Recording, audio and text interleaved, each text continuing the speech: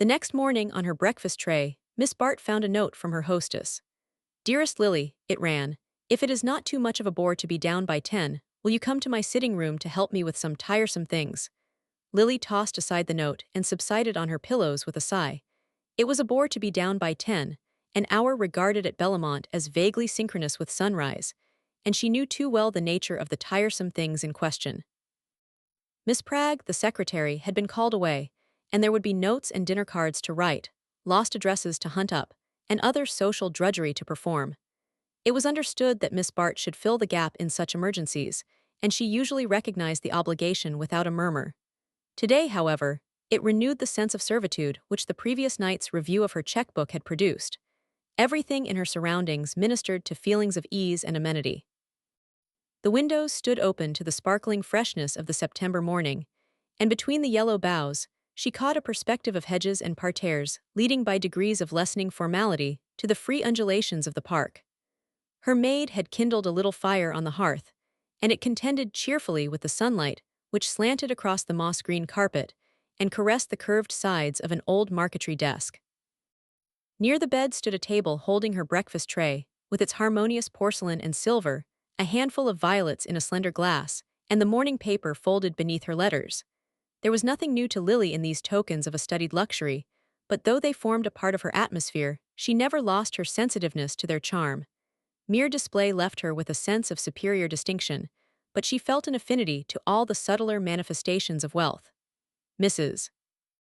Trenner's summons, however, suddenly recalled her state of dependence, and she rose and dressed in a mood of irritability that she was usually too prudent to indulge. She knew that such emotions leave lines on the face as well as in the character, and she had meant to take warning by the little creases which her midnight survey had revealed. The matter-of-course tone of Mrs. Trenner's greeting deepened her irritation. If one did drag one's self out of bed at such an hour, and come down fresh and radiant to the monotony of no triting, some special recognition of the sacrifice seemed fitting, but Mrs. Trenner's tone showed no consciousness of the fact. "Oh, Lily, that's nice of you," she merely sighed across the chaos of letters, bills, and other domestic documents, which gave an incongruously commercial touch to the slender elegance of her writing table. "There are such lots of horrors this morning," she added, clearing a space in the center of the confusion and rising to yield her seat to Miss Bart. Mrs. Trenner was a tall, fair woman, whose height just saved her from redundancy. Her rosy blondness had survived some 40 years of feudal activity without showing much trace of ill-usage except in a diminished play of feature. It was difficult to define her beyond, saying that she seemed to exist only as a hostess, not so much from any exaggerated instinct of hospitality as because she could not sustain life except in a crowd. The collective nature of her interests exempted her from the ordinary rivalries of her sex, and she knew no more personal emotion than that of hatred for the woman who presumed to give bigger dinners or have more amusing house parties than herself. As her social talents, backed by Mr. Trenner's bank account, almost always assured her ultimate triumph in such competitions, success had developed in her an unscrupulous good nature toward the rest of her sex, and in Miss Bart's utilitarian classification of her friends, Mrs. Trenner ranked as the woman who was least likely to go back on her. "It was simply inhuman of Pragg to go off now," Mrs. Trenner declared, as her friend seated herself at the desk. "She says her sister is going to have a baby, as if that were anything to having a house party. I'm sure I shall get most horribly mixed up, and there will be some awful rows. When I was down at Tuxedo, I asked a lot of people for next week, and I've mislaid the list and can't remember who is coming. And this week is going to be a horrid failure too, and Gwen Van Osberg will go back and tell her mother how bored people were. I did mean to ask the Wetheralls, that was a blunder of Gus's. They disapprove of Carrie Fisher, you know, as if one could help having Carrie Fisher. It was foolish of her to get that second divorce. Carrie always overdoes things. But she said the only way to get a penny out of Fisher was to divorce him and make him pay alimony. And poor Carrie has to consider every dollar. It's really absurd of Alice Wetherall to make such a fuss about meeting her when one thinks of what society is coming to. Someone said the other day that there was a divorce and a case of appendicitis in every family one knows. Besides, Carrie is the only person who can keep Gus in a good humor when we have bores in the house. Have you noticed that all the husbands like her? All I mean except her own. It's rather clever of her to have made a specialty of devoting herself to dull people. The field is such a large one, and she has it practically to herself. She finds compensations, no doubt. I know she borrows money of Gus, but then I'd pay her to keep him in a good humor, so I can't complain after all. Mrs. Trenner paused to enjoy the spectacle of Miss Bart's efforts to unravel her tangled correspondence. But it is only the Wetheralls and Carrie, she resumed, with a fresh note of lament. The truth is, I'm awfully disappointed in Lady Cressida Wraith. Disappointed? Had you known her before? Mercy, no, never saw her till yesterday. Lady Skiddaw sent her over with letters to the Van Osbergs, and I heard that Maria Van Osberg was asking a big party to meet her this week, so I thought it would be fun to get her away, and Jack Stepney, who knew her in India, managed it for me. Maria was furious, and actually had the impudence to make Gwen invite herself here, so that they shouldn't be quite out of it. If I'd known what Lady Cressida was like, they could have had her and welcome. But I thought any friend of the Skiddaws was sure to be amusing. You remember what fun Lady Skiddaw was. There were times when I simply had to send the girls out of the room. Besides, Lady Cressida is the Duchess of Beltshire's sister, and I naturally supposed she was the same sort, but you never can tell in those English families. They are so big that there's room for all kinds, and it turns out that Lady Cressida is the moral one, married a clergyman, and does missionary work in the East End. Think of my taking such a lot of trouble about a clergyman's wife, who wears Indian jewelry and botanizes. She made Gus take her all through the glasshouses yesterday and bothered him to death by asking him the names of the plants. Fancy treating Gus as if he were the gardener. Mrs. Trenner brought this out in a crescendo of indignation.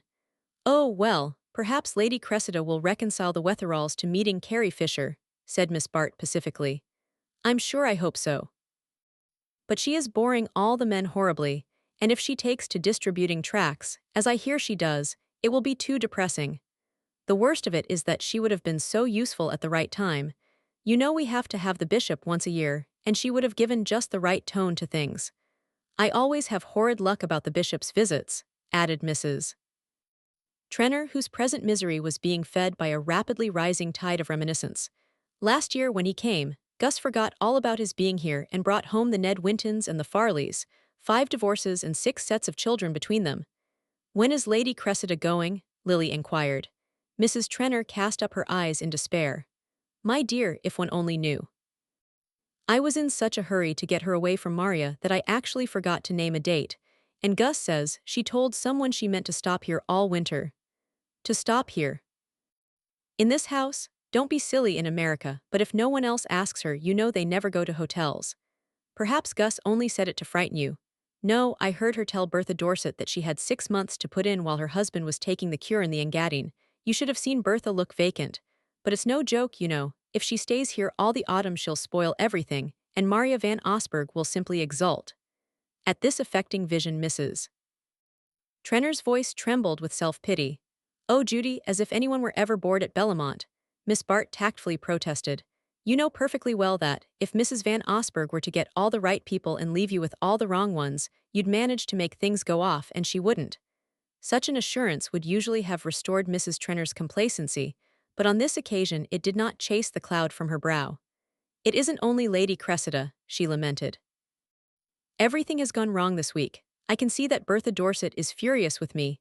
Furious with you, why? Because I told her that Lawrence Selden was coming, but he wouldn't after all, and she's quite unreasonable enough to think it's my fault. Miss Bart put down her pen and sat absently gazing at the note she had begun.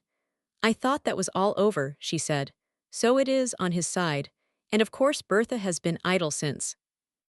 But I fancy she's out of a job just at present, and someone gave me a hint that I had better ask Lawrence. Well, I did ask him, but I couldn't make him come, and now I suppose she'll take it out of me by being perfectly nasty to everyone else. Oh, she may take it out of him by being perfectly charming to someone else. Mrs. Trenner shook her head dolefully. She knows he wouldn't mind. And who else is there? Alice Wetherall won't let Lucius out of her sight. Ned Silverton can't take his eyes off Carrie Fisher. Poor boy, Gus is bored by Bertha, Jack Stepney knows her too well, and well to be sure there's Percy Gryce. She sat up smiling at the thought. Miss Bart's countenance did not reflect the smile. Oh, she and Mr. Gryce would not be likely to hit it off. You mean that she'd shock him and he'd bore her? Well, that's not such a bad beginning, you know. But I hope she won't take it into her head to be nice to him, for I asked him here on purpose for you. Lily laughed. Merci du compliment, I should certainly have no show against Bertha. Do you think I am uncomplimentary? I'm not really, you know. Everyone knows you're 1,000 times handsomer and cleverer than Bertha, but then you're not nasty. And for always getting what she wants in the long run, commend me to a nasty woman. Miss Bart stared in affected reproval. I thought you were so fond of Bertha. Oh, I am. It's much safer to be fond of dangerous people, but she is dangerous, and if I ever saw her up to mischief, it's now. I can tell by poor George's manner. That man is a perfect barometer. He always knows when Bertha is going to fall, Miss Bart suggested. Don't be shocking, you know he believes in her still. And of course I don't say there's any real harm in Bertha. Only she delights in making people miserable, and especially poor George. Well, he seems cut out for the part. I don't wonder she likes more cheerful companionship. Oh, George is not as dismal as you think. If Bertha did worry him, he would be quite different. Or if she'd leave him alone and let him arrange his life as he pleases. But she doesn't dare lose her hold of him on account of the money, and so when he isn't jealous she pretends to be. Miss Bart went on writing in silence, and her hostess sat following her train of thought with frowning intensity. Do you know, she exclaimed after a long pause, I believe I'll call up Lawrence on the telephone and tell him he simply must come. Oh, don't, said Lily, with a quick suffusion of color. The blush surprised her almost as much as it did her hostess, who, though not commonly observant of facial changes, sat staring at her with puzzled eyes. Good gracious, Lily, how handsome you are. Why do you dislike him so much? Not at all, I like him, but if you are actuated by the benevolent intention of protecting me from Bertha, I don't think I need your protection. Mrs. Trenner sat up with an exclamation. Lily, Percy, do you mean to say you've actually done it? Miss Bart smiled. I only mean to say that Mr. Gryce and I are getting to be very good friends. I see. Mrs. Trenner fixed a rapt eye upon her. You know they say he has 800,000 a year and spends nothing, except on some rubbishy old books. And his mother has heart disease and will leave him a lot more. Oh, Lily, do go slowly, her friend adjured her. Miss Bart continued to smile without annoyance. I shouldn't, for instance, she remarked, be in any haste to tell him that he had a lot of rubbishy old books. No, of course not. I know you're wonderful about getting up people's subjects. But he's horribly shy and easily shocked and, why don't you say it, Judy? I have the reputation of being on the hunt for a rich husband. Oh, I don't mean that. He wouldn't believe it of you at first, said Mrs. Trenner with candid shrewdness. But you know things are rather lively here at times. I must give Jack and Gus a hint, and if he thought you were what his mother would call fast, oh well, you know what I mean. Don't wear your scarlet crepe de chine for dinner, and don't smoke if you can help it, Lily dear. Lily pushed aside her finished work with a dry smile. You're very kind, Judy. I'll lock up my cigarettes and wear that last year's dress you sent me this morning. And if you are really interested in my career, perhaps you'll be kind enough not to ask me to play bridge again this evening. Bridge? Does he mind bridge, too? Oh, Lily, what an awful life you'll lead. But of course I won't. Why didn't you give me a hint last night? There's nothing I wouldn't do, you poor duck, to see you happy. And Mrs. Trenner, glowing with her sex's eagerness to smooth the course of true love, enveloped Lily in a long embrace. You're quite sure, she added solicitously as the latter extricated herself, that you wouldn't like me to telephone for Lawrence Selden? Quite sure, said Lily. The next 3 days demonstrated to her own complete satisfaction Miss Bart's ability to manage her affairs without extraneous aid. As she sat, on the Saturday afternoon on the terrace at Bellamont, she smiled at Mrs. Trenner's fear that she might go too fast. If such a warning had ever been needful, the years had taught her a salutary lesson, and she flattered herself that she now knew how to adapt her pace to the object of pursuit. In the case of Mr. Gryce, she had found it well to flutter ahead, losing herself elusively, and luring him on from depth to depth of unconscious intimacy. The surrounding atmosphere was propitious to this scheme of courtship. Mrs. Trenner, true to her word, had shown no signs of expecting Lily at the bridge table, and had even hinted to the other card players that they were to betray no surprise at her unwanted defection. In consequence of this hint, Lily found herself the center of that feminine solicitude which envelops a young woman in the mating season. A solitude was tacitly created for her in the crowded existence of Bellamont, and her friends could not have shown a greater readiness for self-effacement had her wooing been adorned with all the attributes of romance. In Lily's set, this conduct implied a sympathetic comprehension of her motives, and Mr. Gryce rose in her esteem as she saw the consideration he inspired. The terrace at Bellamont on a September afternoon was a spot propitious to sentimental musings, and as Miss Bart stood leaning against the balustrade above the sunken garden, at a little distance from the animated group about the tea table, she might have been lost in the mazes of an inarticulate happiness. In reality, her thoughts were finding definite utterance in the tranquil recapitulation of the blessings in store for her. From where she stood, she could see them embodied in the form of Mr.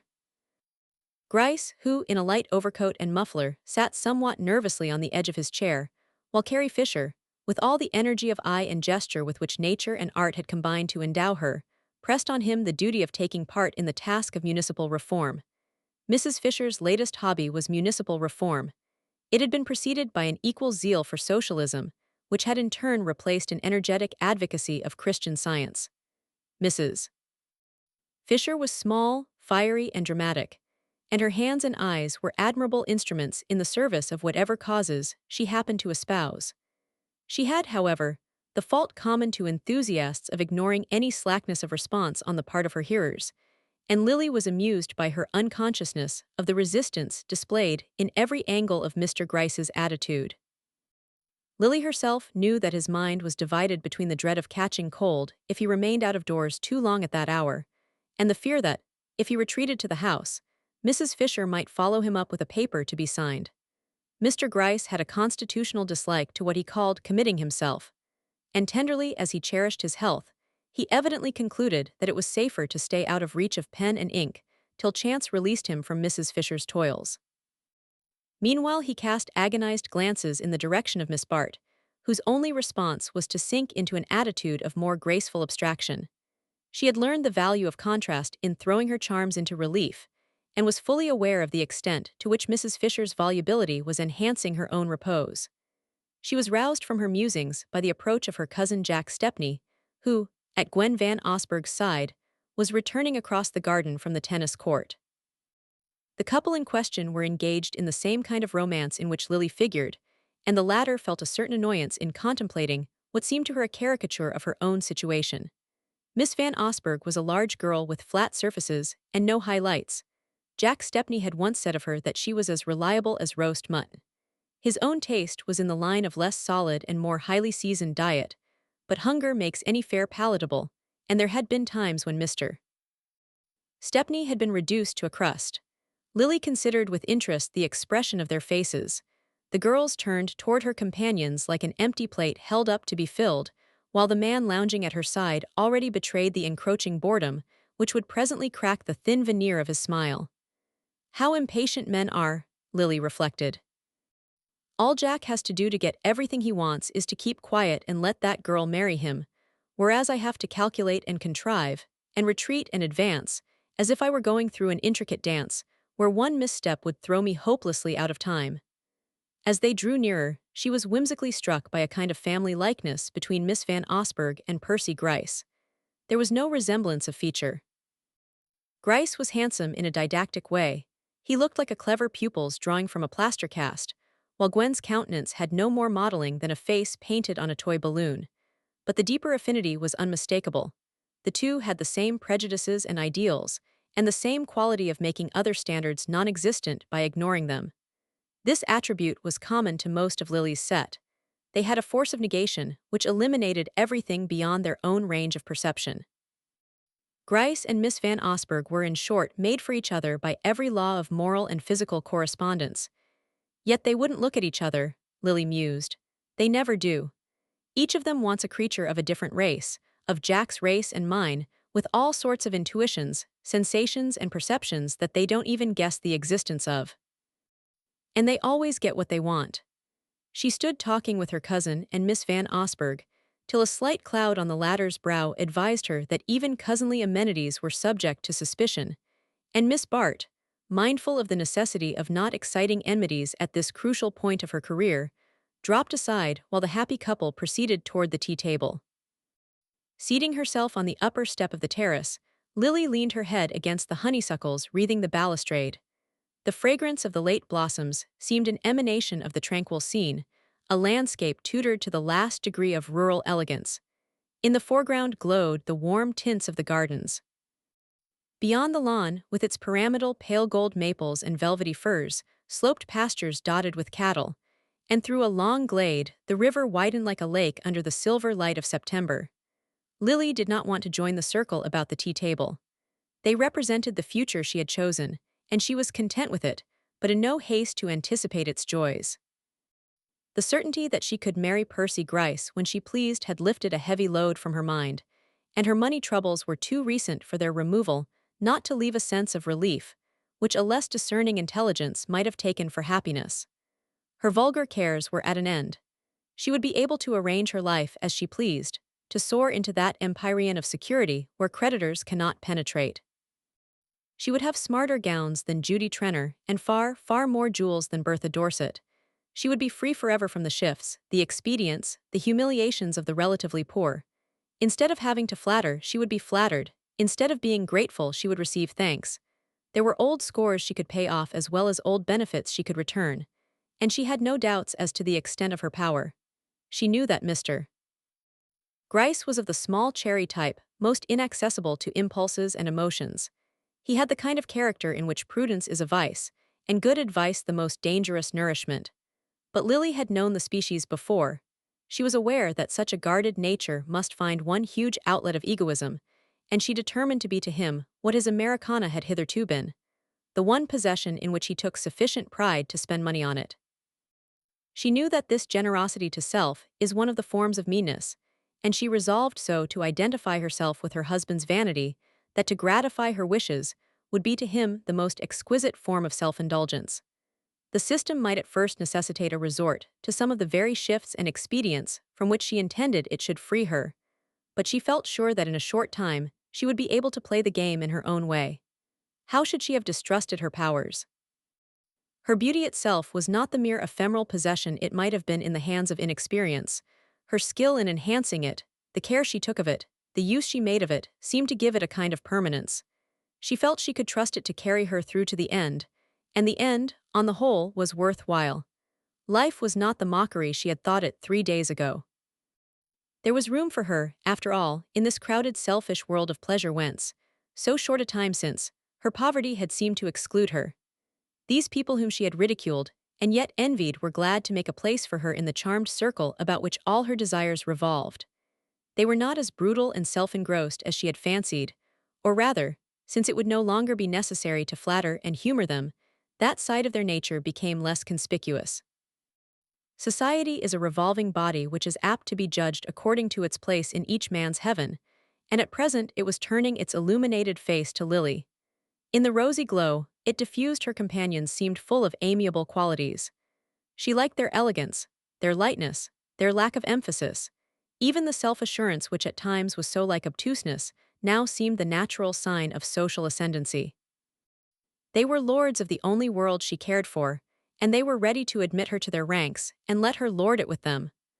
Already she felt within her a stealing allegiance to their standards, an acceptance of their limitations, a disbelief in the things they did not believe in, a contemptuous pity for the people who were not able to live as they lived. The early sunset was slanting across the park. Through the boughs of the long avenue beyond the gardens she caught the flash of wheels, and divined that more visitors were approaching. There was a movement behind her, a scattering of steps and voices. It was evident that the party about the tea table was breaking up. Presently she heard a tread behind her on the terrace. She supposed that Mr. Gryce had at last found means to escape from his predicament, and she smiled at the significance of his coming to join her instead of beating an instant retreat to the fireside. She turned to give him the welcome which such gallantry deserved, but her greeting wavered into a blush of wonder, for the man who had approached her was Lawrence Selden. "You see I came after all," he said, but before she had time to answer Mrs. Dorset, breaking away from a lifeless colloquy with her host, had stepped between them with a little gesture of appropriation.